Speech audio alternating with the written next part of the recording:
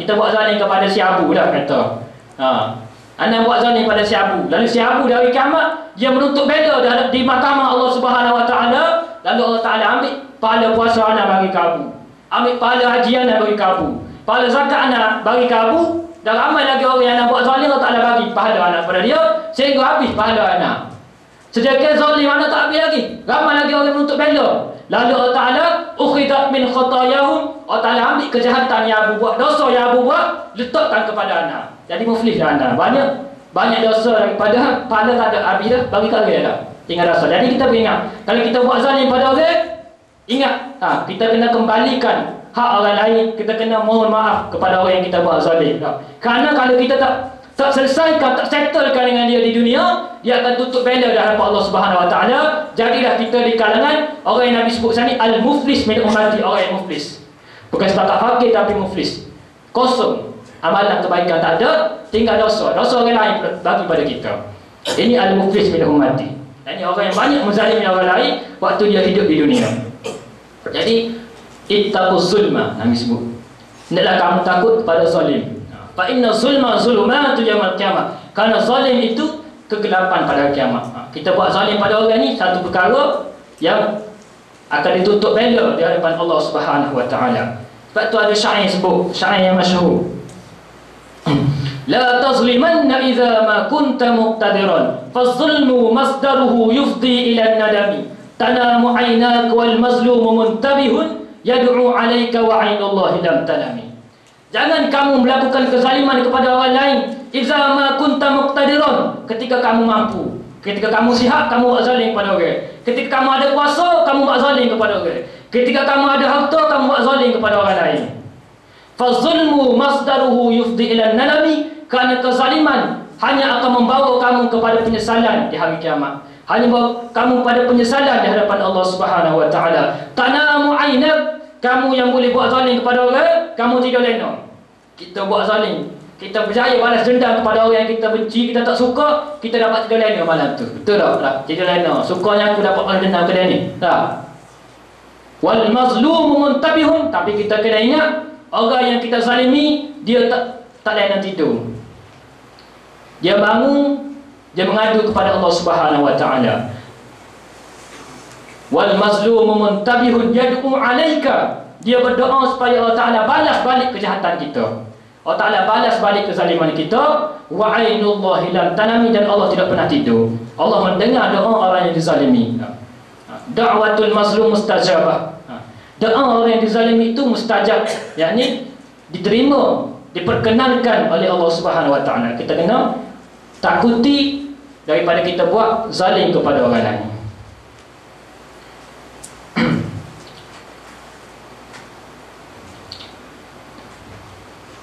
Jadi kata dalam hadis ni Nabi SAW menyebut banyak tidur pada waktu malam. Itu menyebabkan seseorang itu faqih pada hari kiamat. Tidak ada amalan, ini faqih. Sikit amalan dia di sisi Allah Subhanahu Wa Taala.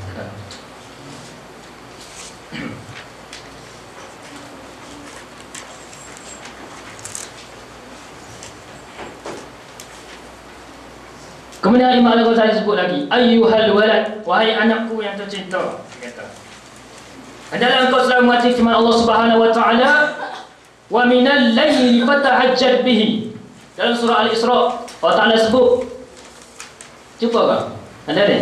Aqimis salata liduluki syamsi ila ghasaqil laili wa qur'anal fajr, inna qur'anal fajri kana mashhuda. Wa minal laili fatahajjad bihi nafilatan laka asa an yab'asaka rabbuka maqaman mahmuda. Wa qur rabbi adkhilni mudkhala sidqin wa akhrijni mukhraj sidqin waj'al li min ladunka sultanan nasira, ila akhir ayat. Tunaikanlah solat. Ya Allah Taala berfirman dalam surah Al-Isra, dalam ayat yang penuh ya, aqimis salata liduluki syamsi ila ghasaqil lail. Tunaikanlah solat, dirikanlah solat. Aqimis salat liduluki syam, apabila gelincir matahari, yakni solat zuhur. Solat zuhur ni apabila gelincir matahari. Gelincir sikit matahari, daripada duduk di tengah dia gelincir sikit, masuklah solat zuhur. Liduluki syamsi, sampailah ghasaqil lail, permulaan sampailah gelap malam. Ini sampai isyak. Ila ghasaqil lail wa qur'anal fajr, yakni salat subuh. Jadi jaga. Jadi kalau solat ini waktu-waktu solat. Sebab itulah kalau orang tanya ada ke tidak dalil waktu solat, ada. Ini dalil yang dalam surah Al-Isra juzuk 15. Dalil waktu solat. Salat disebut salat zuhur, salat isyak, sehingga salat isyak termasuk antara zuhur ke isyak itu zuhur, asar, maghrib, isyak. Wa Qur'anal fajr, yani salat subuh. Inna Qur'anal fajr kana mashhuda, sesungguhnya salat subuh itu disaksikan oleh Allah dan para malaikat. Wa minal laili fatahajjad bih, dan pada sebahagian malam kamu fatahajjad bih, dalam kamu hidupkan dengan salat tahajud. Nafilah, sebagai salat nafil. Salat yang ini sunat, tidak wajib tapi nafilah. Salat yang wajib, salat yang sunat. Asa an yab'asaka rabbuka maqaman mahmuda, mudah-mudahan Allah Ta'ala bangkitkan kamu di dalam maqam yang terpuji, kedudukan yang terpuji si Allah Subhanahu wa Ta'ala. Hidupkan malam dengan salat tahajud. Di antara firman Allah Ta'ala, wa minal laili, ni dalil salat tahajud, wa minal laili fatahajjad bih, ini dalil dia. Dan dalam kau bangkit sembahyang tahajud pada sebahagian daripada waktu malam. Tak? Ya, dan waktu yang afdal adalah pada bila? Sepertiga malam, boleh? 3 malam. 1/3 malam. Hidupkan malam dengan tahajud. Tidur dulu, lepas bangun sebelum subuh, tak apa. Kat subuh bangun tahajud, tak ada masalah.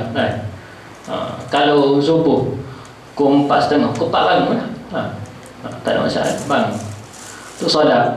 Kalau tak boleh banyak, 2 rakaat cukup. Khairul amal alwamuha wa inqalla. Khairul amal alwamuha wa inqalla. Nabi SAW sabda, sebaik-baik amalan itu yang berterusan. Buat istiqamah, buat berterusan. Setiap hari buat 2 rakaat, tak ada masalah. Wa inqalla, walaupun sedikit. Kalau buat hari ni bangun 10 rakaat, minggu depan pula 10 rakaat. Dikira awak untuk seminggu lah, dia kata. Tak jadilah. Hari Nabi SAW sebut sikit tapi berterusan. Kita tak nak buat drastik banyak. Dia kata tadi Ustaz Nifasa kata, kita tadi dia kata bangun banyak lewat 20. Memang kaya 20. Lepas tu tak ada dah. Habis. Tak nak gitu lah.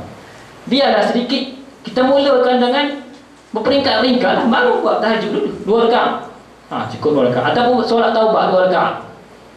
Lepas tu solat subuh. Tak habis. Gitu ya. Anak dulu mula 2 rakaat je.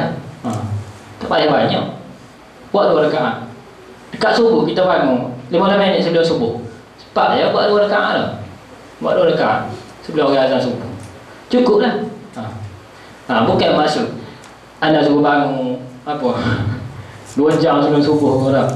Itu tak lah. Kalau tu wali dah tau. Kita ni bukan tu wali hati lah. Wali nikah ya, kalau boleh pula. Jadi tak ada wali tu tak. Banyaklah dia bangun lah. Kita ni buat 2 rakaat dulu. Yang penting kita hidupkan malam dengan tahajud. Buat benda ni. Jadikan tahajud sebagai rutin kita. Sebagaimana kita kena jadikan Quran ini sebagai rutin kita. Sudah solat baca Quran, walaupun satu muka surat, 1 ayat sekali baca. Jangan dalam 1 hari kita tak baca langsung Quran. Tak nak. Begitu juga tahajud. Bangun saja 2 rakaat. Takkan tak boleh 2 rakaat. Dia kata kita subuh pula. Subuh kadang-kadang fail lah. Jadi tak apalah kalau subuh fail, settlekan subuh dulu lah. Biar subuh tu settle dulu. Maknanya solat dah waktu subuh, biar sepak dengan subuh. Kita kena tahu lah subuh ni dia ada waktu apa, dia panggil waktu syuruk. Jadi sebelum syuruk tu boleh solat lagi lah. Waktu apa? Bukan imsak. Imsak ni, imsak ada juga panggil imsak lah. Apa sama lah kot. Dia ada waktu tu. Lepas pada tu lepas pada tu habis subuh lah maknanya. Kena kotor lah. Tapi antara waktu tu boleh lagi subuh. Jadi kita kena tahu lah. Seloknya awal waktu. Wajib kita bangun awal waktu subuh. Solat ni perkara yang utama. Perkara yang besar. Tiang bagi agama kita. As-salatu imaduddin. Salat ini tiang agama. Faqad aqamaha faqad aqamaddin. Siapa yang boleh jaga solat dia, dia boleh jaga agama dia. Siapa yang tidak boleh jaga solat dia, dia telah menghancurkan agama dalam diri dia. Tak mampu nak jaga. Kalau solat kita fail, kita kena yakin akhlak pun kita akan fail juga. Tak jadi. Amalan lain dia akan fail juga. Kalau solat boleh jaga, maka amalan lain insya-Allah akan terjaga sendiri. Inna salata tanha 'anil fahsya wal munkar. Kerana solat itu dia akan mencegah pada perkara fahsyat, perkara munkar. Sebab tu jaga solat. Perkara yang besar, jaga solat. Solat perkara yang utama. Dan perkara pertama akan dihisap bila kita mati. Awwalu ma yuhasabu bihi al-'abdu yawm al-qiyamah as-salat. Perkara pertama akan dihisap adalah solat. Ini perkara pertama Allah akan hisap kita nanti bila kita mati. Solat dulu. Jaga solat. Step dia begitu, jaga solat. Lepas tu kalau solat wajib, jaga solat wajib dulu, baru boleh solat sunat. Kalau bangun tahajud, lepas tu tidur, tak ada subuh, tak jadi. Step dia kena faham juga. Kaedah dia. Tamu kita bangun. Kita bangun kedua, pukul 2 pagi bangun. Ustaz suruh tahajud tu bangun, okey lah. Nak apa? Kita panggil apa?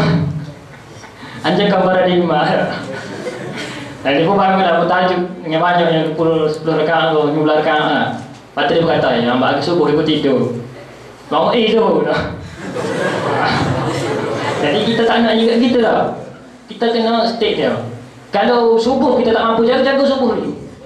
Pastikan kita usaha islah baiki diri kita supaya subuh kita boleh jaga. Bila azan subuh kita boleh bangun paling lambat. Jaga solat lima waktu. As-salawatul mafruḍah, solat yang diwajibkan. Kalau tak bangun tahajud, maknanya tidak berdosa, tak berdosa tak bangun tahajud.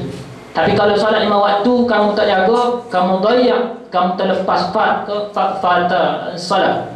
Fata al-salat, maknanya kamu luput solat fardu itu, kamu dikira berdosa. Jadi kena jaga solat fardu. Bila solat fardu dah boleh jaga, step yang kedua solat tahajud. Jaga solat tahajud. Hidupkan solat tahajud. 2 rakaat cukuplah. Permulaan bagi orang yang tak pernah tahajud. 2 rakaat, tak payah banyak. Kerana banyak ni biasanya dia tak kekal lama. Kita buat perkara itu jangan drastik terjadi. Nak istiqamah ni mula dengan sikit.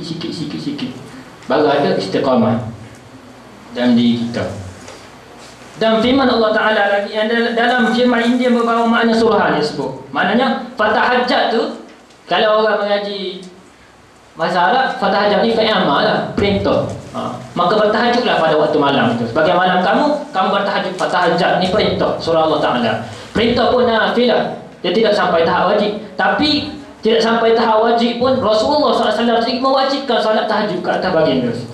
Nabi SAW dia mewajibkan ke atas diri baginda solat tahajud. Nabi SAW tidak pernah meninggalkan solat tahajud. Sehingga disebut oleh Aisyah radhiyallahu ta'ala anha, zaujah, isteri baginda Rasulullah SAW, dia sebut, kana Rasulullah SAW yaqumu yusalli min al-layl hatta tatafattar qadamah. Faqultu ya Rasulullah lima tasna' hadha? وقال غفر الله ما تقدم من ذنبك وما تأخر فقال أفلا أكون عبدا شكورا. Aisyah dia kata Nabi SAW bangun bertahajud pada waktu malam hatta tatafattar qalamah, sehingga kaki Nabi bengkak-bengkak, luka kaki Nabi. Kata lalu lama Nabi qiyam, Nabi berdiri. Nabi SAW. Lalu Aisyah tanya Nabi SAW, ya Rasulullah, lima tasna' hadza? Kenapakah kamu buat begini? Wa qad ghafarallahu ma taqaddama min dzambika ma ta'akhkhar. Sedangkan Allah Ta'ala telah mengampunkan seluruh dosa kamu. Nabi SAW ni maksum, tak ada dosa. Tapi Nabi SAW dalam keadaan dia maksum, tak ada dosa, pun dia bangun bertahajud sehingga bengkak kaki dia, luka kaki dia. Terlalu lama dia qiyam berdiri dalam salat tahajud. Lalu Nabi SAW jawab kepada Aisyah radhiyallahu ta'ala anha, afala akuna 'abdan syakuran? Salahkah kalau aku nak jadi hamba yang bersyukur? Dan Nabi SAW bangun tahajud kerana baginda nak jadi hamba yang bersyukur kepada Allah Subhanahu wa taala. Jadi kita pun begitulah. Kalau Nabi SAW mewajibkan salat tahajud, kita juga cuba wajibkan kat diri kita salat tahajud ni jadi amalan yang lazim kepada kita. Boleh pergi lagi kan? Wabil ashar, kena suruh kita kaki tak dah. Sikit lagi dah habis ni. Peringatan ni kan. Wabil ashar hum yastaghfirun, dan pada firman Allah Ta'ala, dan di waktu sahur mereka sentiasa beristighfar, minta ampun atas Allah Ta'ala. Ayat penuh dia, innal muttaqina fi jannati wa uyun. Tu kah? Akhidina ma atahum rabbuhum innahum kanu qabla dhalika muhsinin kanu qalil